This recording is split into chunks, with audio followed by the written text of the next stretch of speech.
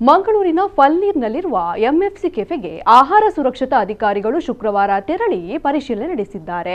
QR code ಮೂಲಕ ದೂರಿಗೆ ತಕ್ಷಣ ಸ್ಪಂದಿಸಿದ ಅಧಿಕಾರಿಗಳು ಕೆಫೆಗೆ ಭೇಟಿ ನೀಡಿ ಆಹಾರದ ಗುಣಮಟ್ಟ, ನೈರ್ಮಲ್ಯ ಹಾಗೂ ಆಹಾರ ಸಂಗ್ರಹಣೆಯ ಕುರಿತು ಪರಿಶೀಲನೆ ನಡೆಸಿದ್ದಾರೆ ಎಂದು ತಿಳಿದು ಬಂದಿದೆ. ಕಳೆದ ವಾರ ರಾಜ್ಯ ಆರೋಗ್ಯ ಮತ್ತು ಕುಟುಂಬ ಕಲ್ಯಾಣ ಹಾಗೂ ದಕ್ಷಿಣ ಕನ್ನಡ ಜಿಲ್ಲಾ ಉಸ್ತುವಾರಿ ಸಚಿವ ಯುಟಿ ಖಾದರ್ ಅವರ ಸೂಚನೆಯ ಮೇರೆಗೆ ನಗರದ ಕೆಎಫ್ಸಿ ಕೆಫೆಗೆ ಅಧಿಕಾರಿಗಳು ದಾಳಿ ನಡೆಸಿ ಗಮನ ಸೆಳೆದಿದ್ದಾರೆ. ಕ್ಯೂಆರ್ ಕೋಡ್ ಮೂಲಕ ದೂರು ನೀಡಲು ಸಾರ್ವಜನಿಕರಲ್ಲಿ ಮನವಿ ಮಾಡಿದ್ದಾರೆ.